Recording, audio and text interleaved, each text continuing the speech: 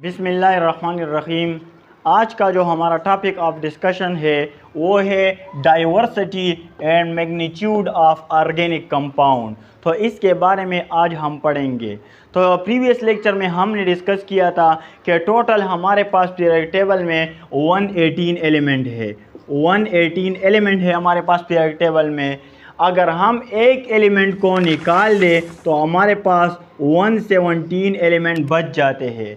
अब वो एलिमेंट हमारे पास कौन सा है जिसको हमने 118 एलिमेंट से माइनस किया है? वो एलिमेंट हमारे पास कार्बन एटम है। कार्बन एटम के हमारे पास अकेले कंपाउंड जो होते हैं वो टोटल 117 एलिमेंट के कंपाउंड से ज़्यादा होते हैं। इसका मतलब ये हुआ कि 117 एलिमेंट के जितने भी हमारे पास कंपाउंड होते हैं वो अकेले ही कार्बन के कंपाउंड से कम होते हैं। तो आप लोग सोच सकते हैं कि हमारे पास ऑर्गेनिक कंपाउंड की तादाद कितनी ज़्यादा है। तो आज हम पढ़ेंगे इस diversity and magnitude of organic compound के बारे में कि हमारे पास ऑर्गेनिक कंपाउंड इतने ज़्यादा डाइवर्स क्यों है, इतने ज़्यादा तादाद में क्यों है। तो इसके हमारे पास कुछ रीज़न है। फर्स्ट ऑफ ऑल हमारे पास है केटिनेशन। केटिनेशन भी हमारे पास diversity and magnitude of organic compound का एक रीज़न है। सेकंड वन हमारे पास है आइसोमेरिज्म।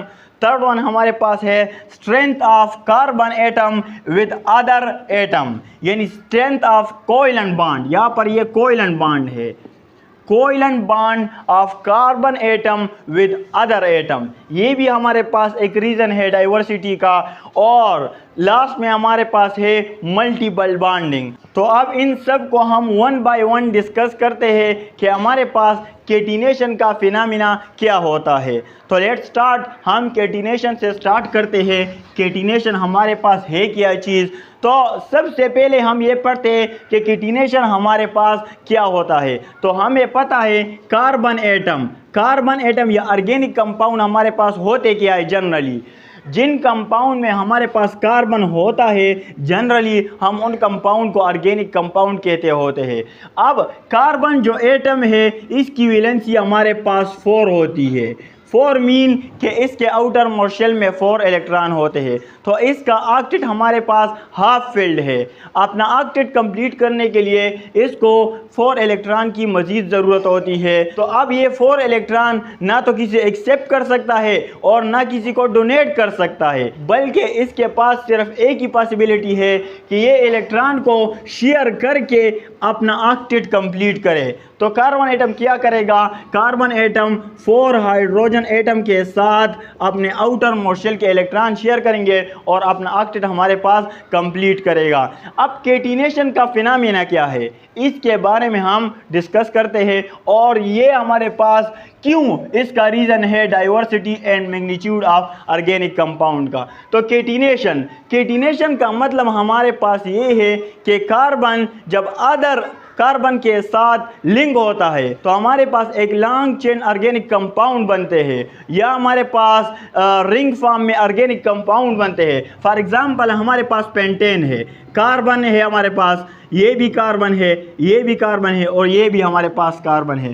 तो मीथेन, इथेन, प्रोपेन, ब्यूटेन, ये हमारे पास ब्यूटेन है। तो आप लोग देख सकते हैं कि जब हम एक कार्बन को ज़्यादा करते हैं, फॉर एग्जांपल ये हमारे पास क्या है, ये हमारे पास मीथेन, इथेन, प्रोपेन है। जब हमने एक कार्बन ज़्यादा लगाया तो हमारे पास ये ब्यूटेन बन गया। इसी तरह हमारे पास ये क्या है, ये हमारे पास पेंटेन है।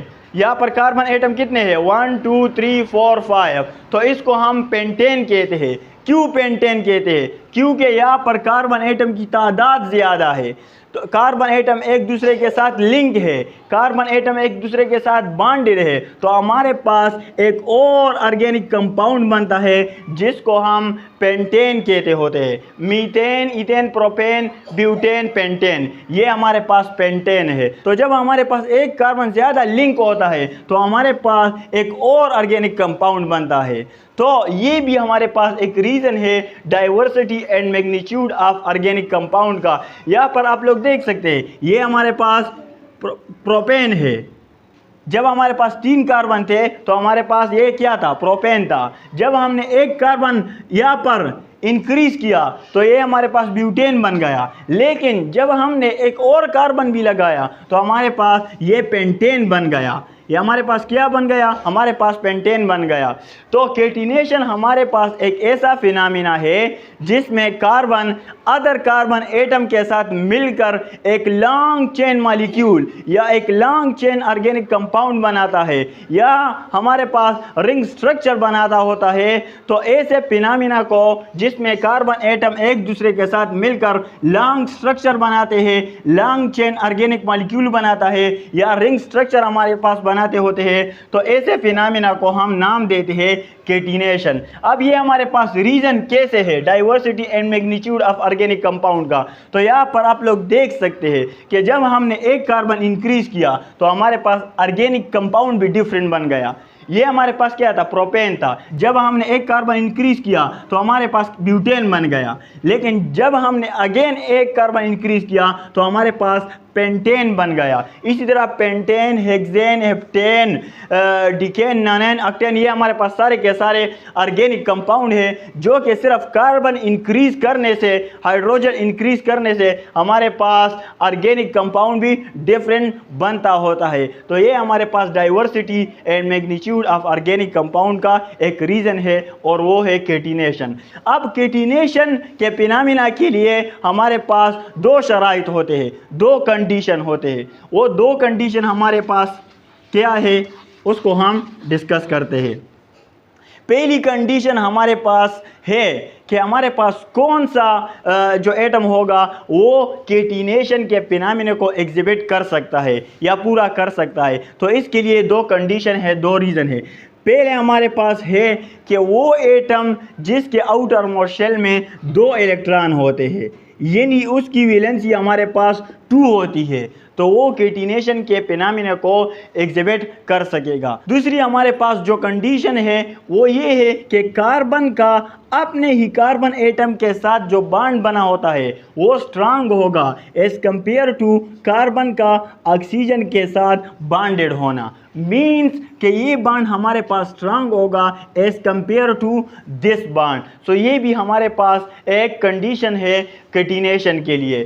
सो यहाँ पर हमारे पास एक एग्जांपल है कार्बन का कार्बन के साथ बॉन्डेड होना, सिलिकॉन का सिलिकॉन के साथ बॉन्डेड होना और सिलिकॉन का ऑक्सीजन के साथ बॉन्डेड होना।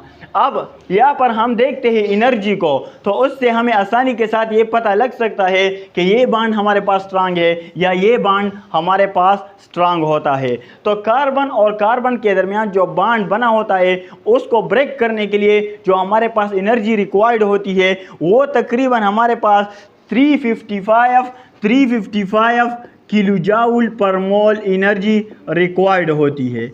और कार्बन और ऑक्सीजन के दरमियान जो बॉन्ड होता है उसको ब्रेक करने के लिए 351 kilo joule per mole energy हमारे पास रिक्वायर्ड होती है। तो आप लोग इन दोनों को कंपेयर कर लें। यहाँ पर इस बॉन्ड को ब्रेक करने के लिए 355 kilo joule per mole energy required है और इस बॉन्ड को ब्रेक करने के लिए 351 kilo joule per mole energy required है। तो अब ये एनर्जी ज़्यादा है या ये वाली एनर्जी ज़्यादा है? तो जाहिर सी बात है 355 kilo joule per mole energy हमारे पास ज़्यादा है, तो इट्स मीन कि ये बॉन्ड हमारे पास ज़्यादा स्ट्रांगर है as compare to carbon oxygen bond. तो ये हमारे पास इस कंडीशन को फुलफिल कर रहा है। हमारे पास क्या है? सेकंड कंडीशन को फुलफिल कर रहा है और फर्स्ट कंडीशन को भी फुलफिल कर रहा है कि हमारे पास कार्बन की जो वैलेंसी है वो 2 से हमारे पास ज़्यादा है। 2 होगी या 2 से ज़्यादा होगी तो वो हमारे पास केटिनेशन का फिनोमेना एग्जिबिट कर सकेगा। तो यहाँ पर कार्बन की वैलेंसी भी ज़्यादा है और वो इस कंडीशन को भी फुलफिल कर रहा है कि हमारे पास कार्बन जो बॉन्ड है उसकी एनर्जी ज़्यादा है, वो हमारे पास ज़्यादा स्ट्रांग बॉन्ड है as compare to carbon oxygen bond. अब जो सिलिकॉन है ये केटिनेशन के फिनोमेना को एग्जिबिट नहीं करता। क्यों एग्जिबिट नहीं कर सकता? क्योंकि इलेक्ट्रॉनिक कन्फिगरेशन तो हमारे पास दोनों की सेम है, सिलिकॉन की भी और कार्बन की भी, लेकिन सिलिकॉन हमारे पास कैटिनेशन के फिनोमेना को एग्जिबिट नहीं कर सकता और कार्बन हमारे पास करता है। तो ऐसे हमारे पास क्यों है? तो हम सबसे पहले कंडीशन लगाते हैं।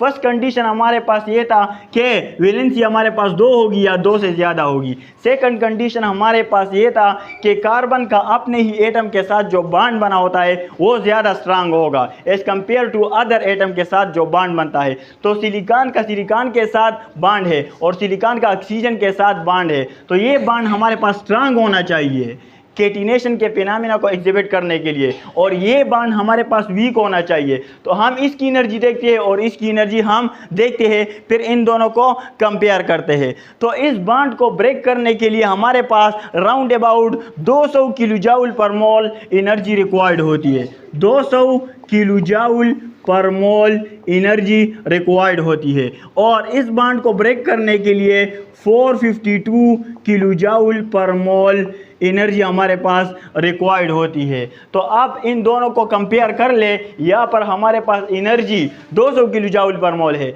यहाँ पर हमारे पास एनर्जी 452 किलो जूल पर मोल है। तो जाहिर सी बात है ये एनर्जी हमारे पास ज़्यादा है इस एनर्जी से, तो ये बॉन्ड हमारे पास स्ट्रांग होगा, क्योंकि इस बॉन्ड को ब्रेक करने के लिए 452 kilo joule per mole energy required है। तो ये हमारे पास इतनी एनर्जी एक स्ट्रांग बॉन्ड के लिए रिक्वायर्ड होती है इसको ब्रेक करने के लिए। तो इस वजह से हमारे पास सिलिकॉन जो है ये कैटिनेशन के फिनोमेना को एग्जिबिट नहीं कर सकता। तो ये हमारे पास एक रीज़न था कि कैटिनेशन के फिनोमेना की वजह से हमारे पास diversity and magnitude of organic compound की तादाद हमारे पास ज़्यादा होती है। हमने मीथेन, ईथेन, प्रोपेन, पेंटेन वगैरह का एग्जांपल यहाँ पर डिस्कस कर दिए। नेक्स्ट हमारे पास है आइसोमेरिज्म। अब आइसोमेरिज्म हमारे पास क्या होता है इसको हम देख लेते हैं। फॉर एग्ज़ाम्पल आइसो का मतलब क्या होता है? आइसो का जो वर्ड है ये हमारे पास यूज़ होता है सेम के लिए। किसके लिए? सेम के लिए हमारे पास आइसो का वर्ड यूज़ होता है। तो अब आइसोमेरिज्म का मतलब क्या है? तो हमारे पास कोई भी ऐसे कंपाउंड, कोई भी दो ऐसे कंपाउंड जिसका हमारे पास मॉलिक्यूलर फार्मूला हमारे पास सेम होता है, मॉलिक्यूलर फार्मूला हमारे पास सेम होता है, लेकिन स्ट्रक्चरल फार्मूला जो होता है वो हमारे पास डिफरेंट होता है, तो ऐसे कंपाउंड को हम कहते हैं आइसोमर्स। फॉर एग्ज़ाम्पल हमारे पास कंपाउंड ए है, हमारे पास कंपाउंड ए है, इसका मॉलिक्यूलर फार्मूला हमारे पास C5H12 है। हमारे पास कंपाउंड बी है, इसका मॉलिक्यूलर फार्मूला हमारे पास C5H12 है, लेकिन स्ट्रक्चरल फार्मूला हमारे पास दोनों का सेम नहीं है। तो ऐसे कंपाउंड को हम नाम देते हैं, ऐसे कंपाउंड को हम नाम देते हैं आइसोमर्स का। ऐसे कंपाउंड को हम क्या नाम देते हैं? आइसोमर्स का नाम देते हैं। यहाँ पर हमने एग्जांपल लिखी है, हमारे पास पेंटेन जो होता है वो 3 फॉर्म में क्या करता है? वो 3 फॉर्म में हमारे पास होता है। फॉर एग्जांपल हमारे पास एन पेंटेन है, नॉर्मल पेंटेन जो हमारे पास होता है वो इस फॉर्म में होता है। हमारे पास 5 कार्बन होते हैं, मॉलिक्यूलर फार्मूला C5H12 होता है। तो हमारे पास 5 कार्बन एटम 1 2 3 4 5, यहाँ पे 3 हाइड्रोजन हमारे पास होते हैं, यहाँ पे 2 हाइड्रोजन, यहाँ पे भी 2 हाइड्रोजन और यहाँ पे 3 हाइड्रोजन होते हैं। तो ये हमारे पास नॉर्मल पेंटेन है। अगर हम आइसो पेंटेन की बात करते हैं तो हम यहाँ पर 4 कार्बन एटम लगाएंगे, एक चेन हम यहाँ पर ड्रा करते हैं 1 2 3, और यहाँ पर हम एक कार्बन लगाते हैं। तो यहाँ पर भी 3 हाइड्रोजन, यहाँ पर भी हमारे पास 3 हाइड्रोजन, यहाँ पर 1 हाइड्रोजन, यहाँ पर हमारे पास 2 हाइड्रोजन और यहाँ पर हमारे पास 3 हाइड्रोजन। तो यहाँ पर आप लोग देख सकते हैं कि यहाँ पर भी कार्बन हमारे पास 5 है, 1 2 3 4 5, यहाँ पर भी कार्बन हमारे पास 5 है, 1 2 3 4 5, लेकिन हमारे पास जो कार्बन की अरेंजमेंट है वो हमारे पास क्या है? वो हमारे पास डिफरेंट है। तो कार्बन की अरेंजमेंट की वजह से हमारे पास इन दोनों का स्ट्रक्चरल फार्मूला हमारे पास डिफरेंट है, लेकिन मॉलिक्यूलर फार्मूला हमारे पास C5H12 दोनों का सेम है। इसी तरह हम देखते हैं न्यू पेंटेन को। हमारे पास न्यू पेंटेन है, यहाँ पर भी हमारे पास कितने कार्बन एटम है? 5 कार्बन एटम है। 1, ये हमारे पास 2, 3, यहाँ पर 4 और ये हमारे पास 5। इस कार्बन के साथ 3 हाइड्रोजन अटैच है, यहाँ पर भी 3 हाइड्रोजन, यहाँ पर भी हमारे पास 3 हाइड्रोजन, यहाँ पर भी हमारे पास 3 हाइड्रोजन। तो इसका फार्मूला भी हमारे पास C5H12 है। यहाँ पर भी 5 कार्बन एटम और 12 हाइड्रोजन एटम है, यहाँ पर भी 5 कार्बन एटम और 12 हाइड्रोजन एटम है, यहाँ पर भी 5 कार्बन एटम और 12 हमारे पास हाइड्रोजन एटम है। तो ये हमारे पास एक दूसरे के आइसोमर्स है। ये हमारे पास क्या है? आइसोमर्स है, क्योंकि इनका जो हमारे पास मॉलिक्यूलर फार्मूला होता है वो सेम है। तीनों का हमारे पास मॉलिक्यूलर फार्मूला सेम है, लेकिन स्ट्रक्चरल फार्मूला जो है वो डिफरेंट है। यहाँ पर आप लोग देख सकते हैं, इसका स्ट्रक्चरल फार्मूला हमारे पास डिफरेंट है इससे, और इसका डिफरेंट है इससे, क्योंकि अरेंजमेंट ऑफ जो कार्बन एटम है, अरेंजमेंट ऑफ जो एटम है वो हमारे पास डिफरेंट है। इसमें अरेंजमेंट ऑफ एटम कुछ और है, इसमें अरेंजमेंट ऑफ एटम कुछ और है, और इसमें हमारे पास अरेंजमेंट ऑफ एटम कुछ और है। तो एक ही फार्मूले से हमारे पास 3 कंपाउंड बन गए। एक ही फार्मूले से हमारे पास पेंटेन के 3 कंपाउंड बन गए। तो ये भी हमारे पास एक बहुत बड़ा रीज़न है diversity and magnitude of organic compound के लिए, कि हमारे पास एक ही फार्मूले से अरेंजमेंट जब चेंज हो जाती है एटम की, तो हमारे पास एक नया स्ट्रक्चर हमारे पास बनता है, जिसको हम isomers of the first structure कहते होते हैं। तो ये हमारे पास एक रीज़न है diversity and magnitude of organic compound के लिए। तीसरा हमारे पास है स्ट्रेंथ ऑफ कोवेलेंट बॉन्ड। ये हमारे पास कोवेलेंट बॉन्ड है with other atom. Carbon atom का अदर एटम के साथ कोवेलेंटली बॉन्डेड होना। यहाँ पर हम एग्जांपल ले लेते हैं। फॉर एग्जांपल हमारे पास है कार्बन, इसको हम इरेज कर लेते हैं। हमारे पास कार्बन एटम मौजूद है, और कार्बन एटम के साथ क्या है? कार्बन एटम के साथ हम डिफरेंट कंपाउंड लगाते हैं, डिफरेंट एटम लगाते हैं। ये हमारे पास कार्बन एटम है, इसने कार्बन एटम के साथ भी बॉन्ड बनाया हुआ है, इसने हाइड्रोजन एटम के साथ भी बॉन्ड बनाया हुआ है, हेलाइड के साथ भी बॉन्ड बनाया हुआ है, हेलोजन के साथ, और एक हमारे पास ऑक्सीजन के साथ भी बॉन्ड बनाया हुआ है। तो carbon atom, strength of covalent bond of carbon atom with other atom. Carbon atom का कोवेलेंट बॉन्ड बनाना किसी और एटम के साथ। तो ये हमारे पास तीसरी रीज़न है diversity and magnitude of organic compound के लिए, कि ऑर्गेनिक कंपाउंड हमारे पास इतने ज़्यादा है। फॉर एग्जांपल कार्बन जब कार्बन के साथ बॉन्ड बनाता है तो हमारे पास क्या बनता है? हमारे पास क्या बनते हैं? हमारे पास कार्बन जब कार्बन के साथ बॉन्ड बनाता है तो हमारे पास अल्केन बनता है सिंगल बॉन्ड की वजह से। कार्बन जब कार्बन के साथ डबल बॉन्ड बनाता है तो हमारे पास अल्कीन बनता है। कार्बन जब कार्बन के साथ ट्रिपल बॉन्ड बनाता है तो हमारे पास अल्काइन बनता है। हमारे पास क्या बनता है? अल्काइन बनता है। तो एक ही बॉन्ड इंक्रीज होने से हमारे पास कंपाउंड भी, ऑर्गेनिक कंपाउंड भी डिफरेंट बनता है। तो ये इसका एक रीज़न है। नेक्स्ट हमारे पास है कार्बन का हाइड्रोजन के साथ बॉन्ड बनाना। कार्बन जब हाइड्रोजन के साथ बॉन्ड बनाता है तो हमारे पास डिफरेंट किस्म के ऑर्गेनिक कंपाउंड बनते हैं, हाइड्रोकार्बन बनते हैं। कार्बन जब हेलोजन के साथ बॉन्ड बनाता है तो हमारे पास क्या बनता है? हमारे पास अल्किल हेलाइड बनते हैं। अल्काइल हेलाइड हमारे पास बनते होते हैं। तो ये भी हमारे पास एक ऑर्गेनिक कंपाउंड है। कार्बन जब ऑक्सीजन के साथ बॉन्ड बनाता है तो हमारे पास ईस्टर बनते होते हैं, अल्कोहल बनते हैं, कार्बोक्सिलिक एसिड बनते हैं, वगैरह वगैरह। तो यहाँ पर आप लोग देख सकते हैं कि हमारे पास कितने कंपाउंड बनते हैं। जब कार्बन कार्बन के साथ बॉन्ड बनाता है, जब कार्बन हाइड्रोजन के साथ बॉन्ड बनाता है, जब कार्बन हेलोजन के साथ बॉन्डेड होता है, और जब कार्बन ऑक्सीजन के साथ बॉन्डेड होता है, तो हमारे पास ईस्टर, अल्कोहल, कार्बोक्सिलिक एसिड वगैरह वगैरह, ये हमारे पास सारे ऑर्गेनिक कंपाउंड है। तो ये भी हमारे पास एक रीज़न है strength of covalent bond of carbon atom with other atom, के कार्बन हमारे पास कोवैलेंटली बॉन्डेड होता है अदर एटम के साथ, तो इससे भी हमारे पास ऑर्गेनिक कंपाउंड की तादाद इंक्रीज हो जाती है। यहाँ पर आप लोग देख सकते हैं। तो ये भी एक रीज़न है diversity and magnitude of organic compound के लिए। नेक्स्ट हमारे पास है मल्टीपल बॉन्डिंग, जैसे कि नेम से भी इंडिकेट करता है कि बॉन्ड हमारे पास क्या होंगे, बॉन्ड हमारे पास ज़्यादा होंगे। यहाँ पर आप लोग देख सकते हैं कि कार्बन जो है, कार्बन हमारे पास क्या है, कार्बन जब हमारे पास सिंगल बॉन्ड बनाता है हाइड्रोजन एटम के साथ तो हमारे पास क्या बनता है, ये मीथेन है। ये क्या है, ये हमारे पास मीथेन है।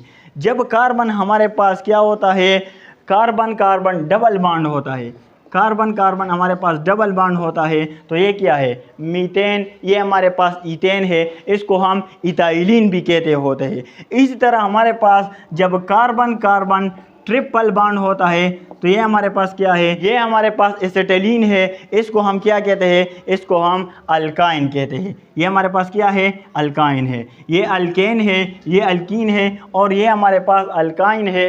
तो ये भी हमारे पास एक रीज़न है मल्टीपल बॉन्डिंग का, कि जब हमारे पास मल्टीपल बॉन्ड बनते हैं तो हमारे पास ऑर्गेनिक कंपाउंड की तादाद भी ज़्यादा होती है। क्योंकि यहाँ पर जब सिंगल बॉन्ड था तो हमारे पास ऑर्गेनिक कंपाउंड कुछ और था, यहाँ पर जब डबल बॉन्ड आ गया कार्बन कार्बन के दरमियान तो हमारे पास ऑर्गेनिक कंपाउंड कुछ और बन गया, और जब यहाँ पर ट्रिपल बॉन्ड आ गया तो हमारे पास ऑर्गेनिक कंपाउंड कुछ और बन गया। तो मल्टीपल बॉन्डिंग भी हमारे पास एक रीज़न है diversity and magnitude of organic compound के लिए।